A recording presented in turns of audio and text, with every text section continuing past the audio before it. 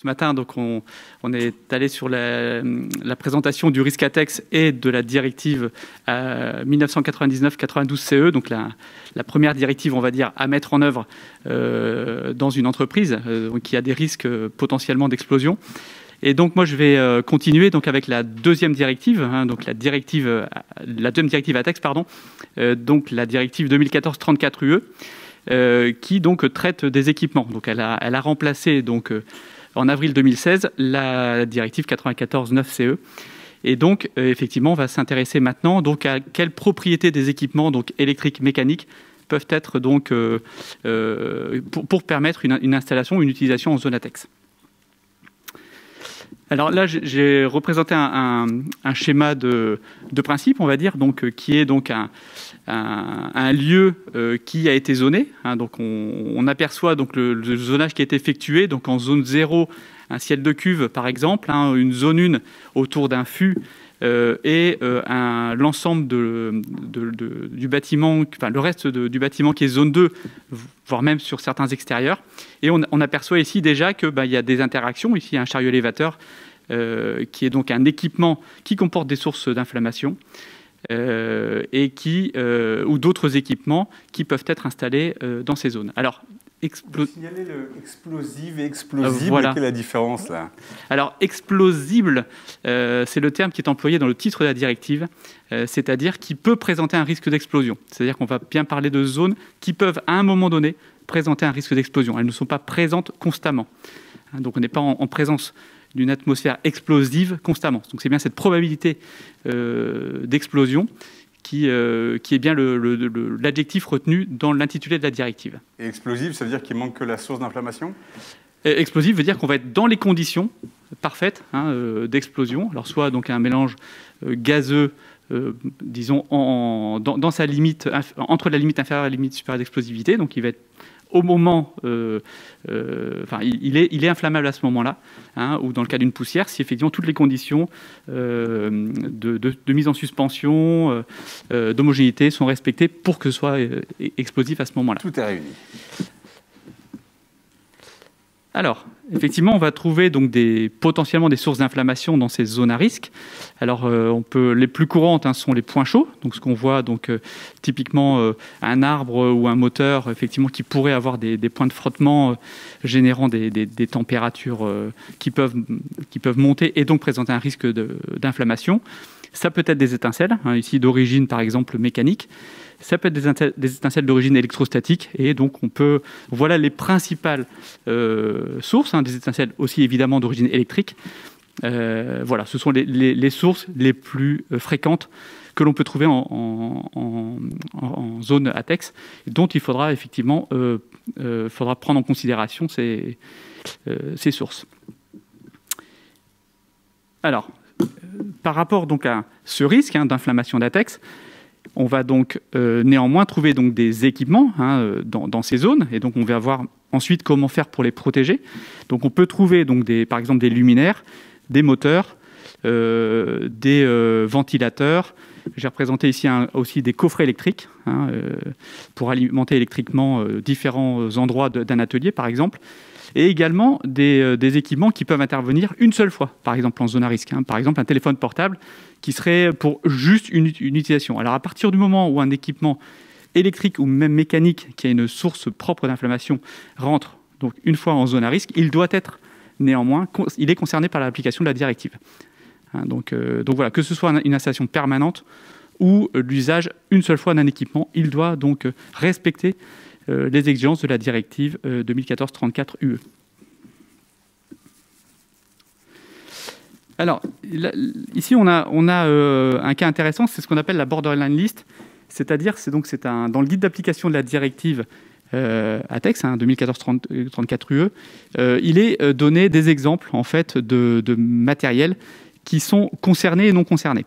Alors, ce qu'on va à gauche, c'est ce qui est concerné par l'application de la directive, donc c'est-à-dire, par exemple, des lampes, des connecteurs, éventuellement des évents d'explosion, c'est concerné, des coffrets électriques. Tout ça doit respecter les exigences de la directive. À droite, on a d'autres exemples, donc des équipements qui peuvent aller en zone à risque d'explosion, donc des EPI par exemple, des outils, des marteaux, des pinces, des câbles. Donc ce sont des équipements qui ne rentrent pas dans le champ d'application de la directive, mais qui pour autant peuvent présenter éventuellement un risque, par exemple d'ordre électrostatique, donc ils doivent néanmoins être traités. Mais quand on dit qu'ils ne rentrent pas dans l'application de la directive 2014/34 UE, c'est au sens qu'il n'y a pas forcément de marquage qui est demandé, et donc respecter aussi le schéma de certification prévu par la directive. Donc là, ici, quelques exemples de modes de protection. Alors, on a l'un des plus courants, c'est l'enveloppe antidéflagrante. Donc, par exemple, les moteurs électriques sont souvent protégés et certifiés avec des enveloppes antidéflagrantes. On peut retrouver des boîtes à bornes qui sont souvent protégées par la sécurité augmentée. Donc, le principe, c'est d'avoir donc des distances plus importantes qu'une boîte à bornes classique électrique, ou en tout cas, on va faire attention que les borniers aient des résistances au niveau des tractions de câbles, des distances entre points de connexion, ainsi qu'une robustesse de l'enveloppe. J'ai mis plus bas donc un exemple de multimètre qui serait certifié en sécurité intrinsèque. Alors là, le principe est différent. Il s'agit donc d'avoir... Donc on ne va pas jouer sur l'enveloppe pour protéger finalement de l'explosion potentielle si jamais il y avait une source interne, mais plutôt on va designer l'équipement pour limiter finalement les niveaux de tension et courant pour être situé en dessous des courbes d'inflammation. Donc du coup, même s'il y a une étincelle, j'ai envie de dire même en cas de défaut, l'équipement sera sûr puisqu'il sera incapable de générer une étincelle suffisamment énergique ou énergétique pour enflammer une atmosphère explosible. Donc on a ici donc c'est une boîte à outils en fait avec différentes manières de protéger un équipement selon sa nature, selon sa puissance, etc. Pour qu'il soit donc utilisable en zone à risque d'explosion. Donc on a différents moyens d'évaluer et de certifier un équipement.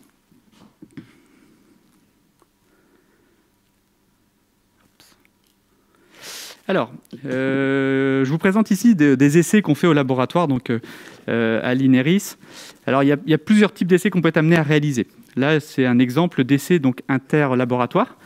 Donc, on fait partie d'un programme d'intercomparaison de résultats, de manière à veiller à ce que nos essais soient en ligne avec la pratique d'autres laboratoires.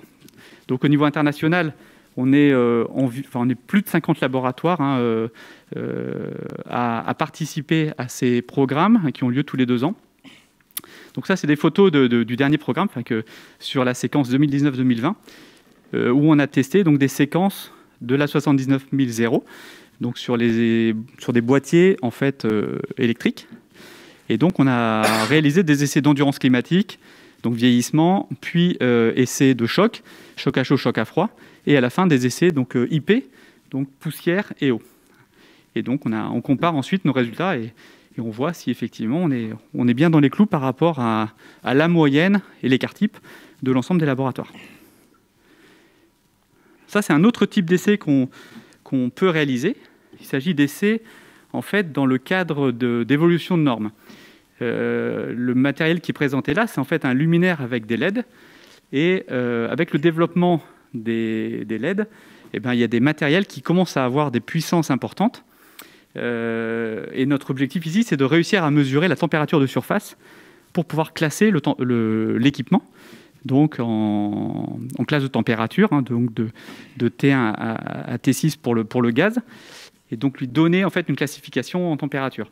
Donc on a développé différents types d'essais pour déterminer la température maximale qu'on peut avoir à la surface du verre. Il s'agit ici d'un matériel antidéflagrant. Et donc, on a utilisé différentes techniques, par exemple du talc, pour voir si on obtenait des résultats intéressants. On a vu que la meilleure manière, c'était finalement de double application d'un certain type de peinture. Et on obtenait donc des températures qui nous semblaient représentatives, donc ce qui nous a permis en fait, de présenter ça dans les comités de normes. Donc c'est le même appareil là, c'est ça? C'est le même appareil. Et sur le verre duquel vous avez appliqué différentes... Voilà, c'est pour illustrer les travaux qu'on peut faire dans un organisme. Du talc ou de la peinture noire. Voilà, donc différents travaux qu'on réalise en organisme de certification pour proposer des méthodes en fait, qui sont discutées au niveau international. Un autre type d'essai, alors il s'agit ici d'essais de certification. Vous voyez la photo d'un moteur. Et donc, ça fait partie de la séquence d'essai des matériels antidéflagrants, où l'une des propriétés, c'est de ne pas transmettre la flamme si jamais il y a une explosion interne. Puisque l'équipement qui va aller en zone ATEX va être confronté à potentiellement une atmosphère inflammable.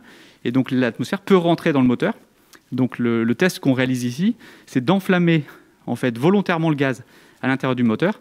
Et on regarde si cette flamme, au moment de l'explosion, va se transmettre à l'extérieur, c'est-à-dire dans la couche plastique qui est montée au-delà de l'enveloppe. Et donc on voit le passage de flamme ici, au niveau de la partie inférieure du flasque, à la caméra rapide. Et donc ça nous permet de renseigner le fabricant de l'équipement, non seulement du test négatif, puisque le matériel n'est pas censé transmettre la flamme, il doit la contenir, et lui peut donc travailler sur son design afin d'améliorer la sécurité. Alors, savez-vous ce que veut dire CE? Waouh. Moi, je croyais que c'était Communauté européenne. Voilà, alors c'est exact, mais méfiance. Il existe un CE qui signifie China Export. Alors, vous allez voir sur le dessin que la nuance est subtile, puisque le CE, dans ce cas-là, est plus rapproché. Alors, à ne pas confondre, effectivement, le China Export de Communauté européenne. Donc, c'est quelque chose à savoir. Ça fait plusieurs années maintenant que ce logo a été développé et mis en service par la Chine, on va dire. Est-ce que c'est une coïncidence? J'ai l'impression qu'ils se ressemblent un petit peu. Absolument. Je pense que ce n'est pas une coïncidence. C'était fait volontairement.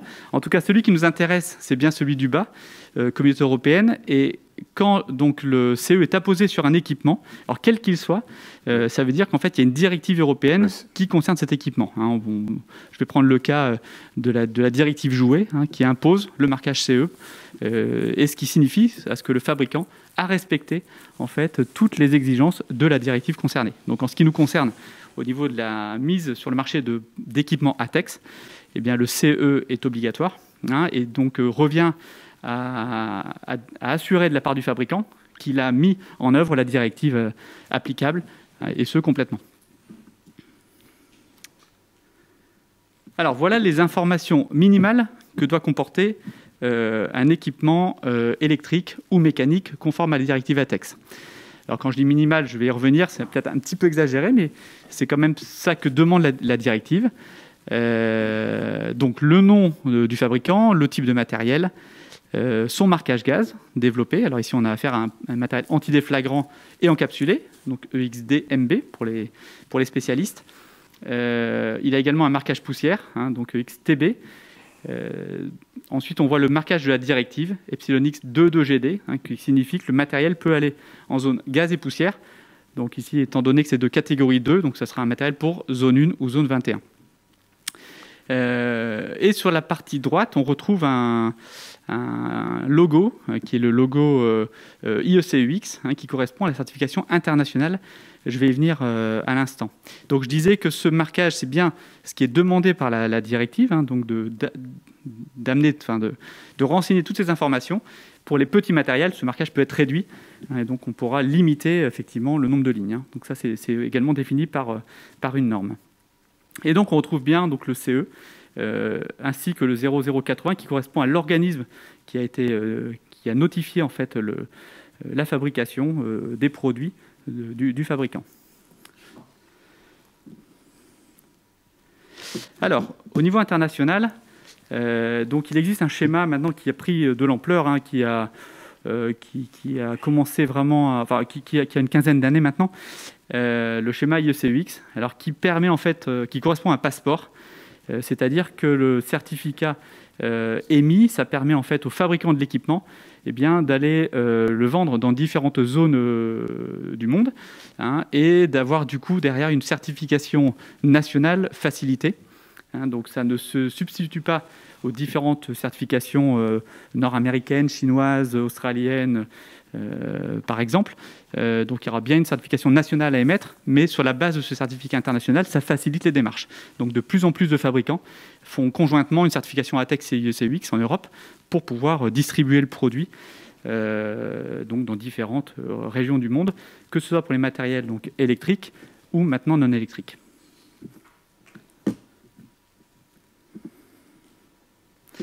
Voilà, j'en ai terminé. Donc si vous avez des questions, je suis à votre disposition.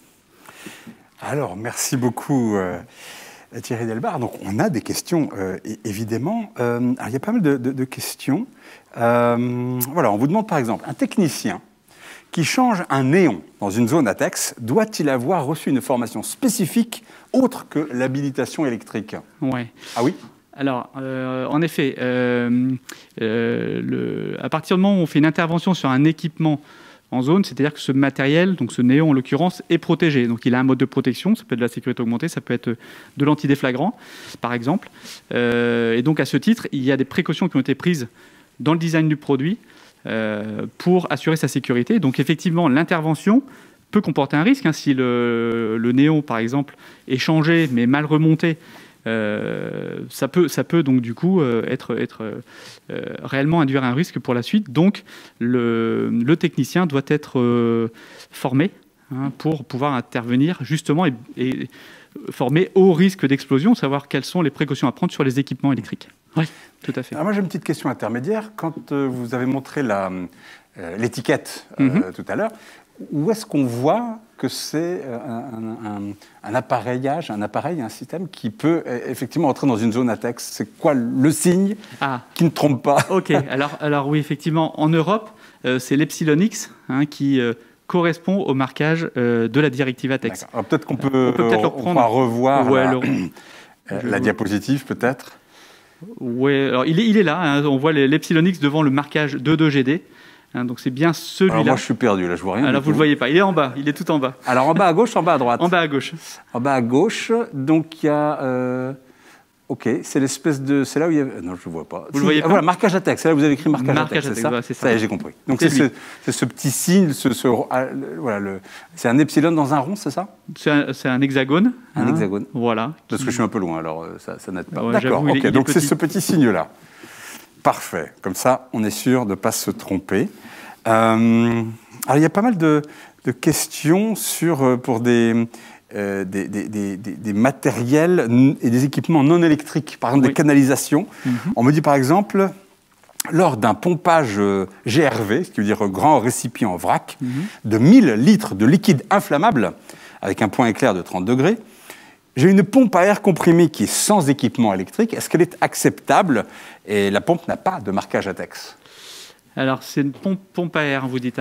C'est du pompe à air comprimé, donc sans équipement électrique. Je ne sais pas ce que... Oui, c'est un équipement... Effectivement, c'est donc un équipement non électrique, d'accord, mais pour autant, donc, il va transiter du produit inflammable. Donc, il doit être évalué. Voilà. Alors, en l'occurrence, là, pour le coup, il y aura bien une zone potentiellement zone 1, voire zone 0, interne. Donc cet équipement doit être évalué, même si effectivement il est non électrique, il doit quand même répondre aux exigences de la directive. D'accord. Alors on me dit aussi en quoi consiste la vérification d'adéquation ATEX pour le matériel mécanique, robinet, tuyauterie, compteur. Mais compteur, c'est un compteur électrique, non, pas forcément, vous me direz. Alors c'est vrai qu'il y a de nombreux matériels qui sont installés dans ces zones. Alors le point important, c'est de savoir si l'équipement a une source propre d'inflammation. Je vais prendre un exemple. Ça peut être un équipement effectivement qui n'est pas électrique. On va commencer par là. Et donc typiquement, par exemple, une boîte à engrenage, c'est donc un réducteur. Donc c'est un équipement qui peut provoquer des frictions, donc des points chauds internes. Donc à ce titre, il est concerné par l'application de la directive ATEX. Et d'autres équipements, comme un tuyau ou même un robinet qu'on va manœuvrer à la main, donc ce sont considérés comme des équipements qui n'ont pas à respecter toutes les exigences de la directive ATEX. Donc du coup, ils sont traités. Il n'empêche qu'on doit quand même évaluer s'ils n'ont pas un risque particulier. On pense souvent au risque électrostatique par rapport à ça, mais ils n'ont pas à se conformer donc au schéma de certification en fait. Mais on trouve facilement des équipements qui vont en zone ATEX, ou est-ce qu'on est relativement limité, non? Non. Il y a de nombreux sites qui vendent, ou des distributeurs qui vendent des matériels ATEX, ça se trouve facilement, oui. Bon, parfait. Un chariot élévateur doit-il être classé ATEX pour entrer en zone 2? Alors oui, alors on peut parler effectivement de la zone 2 qui est on va dire un cas un petit peu particulier, puisque donc on a vu qu'on avait 3 zones en ATEX, zone 0, zone 1 ou zone 2. Les équipements qui vont en zone 0 et 1, en tout cas électriques, doivent être certifiés, donc auprès d'un organisme notifié. Parce que 0 et 1, c'est une ATEX permanente ou occasionnelle en fonctionnement normal. Ouais. Donc ces équipements doivent être certifiés auprès d'un organisme notifié comme l'INERIS. Et la zone 2, le schéma qui s'applique, c'est l'autocertification. Donc le fabricant peut lui-même faire son analyse de risque et apposer le marquage ainsi que le CE, comme on l'a vu.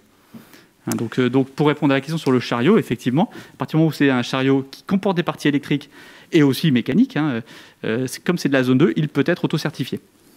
Est-ce que le nouveau matériel doit impérativement être marqué selon la dernière mouture de la norme, ou pouvons-nous encore installer du matériel marqué avec l'ancienne version, entre parenthèses 2006? Il n'y a pas si longtemps. Oui, tout à fait. Alors, donc oui, c'est le cas. Enfin, un matériel peut tout à fait être vendu aujourd'hui, même si la norme a évolué dans l'intervalle.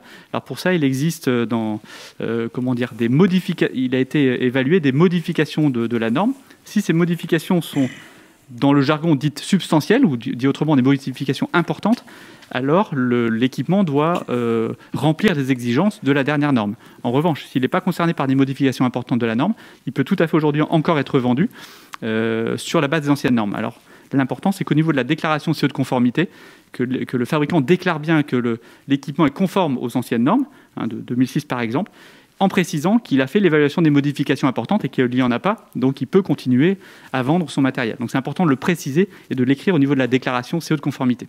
D'accord. On me demande s'il y a un certificat ATEX qui est forcément fourni avec l'équipement. Alors, le fabricant de l'équipement ou le distributeur n'a pas nécessairement à fournir le certificat.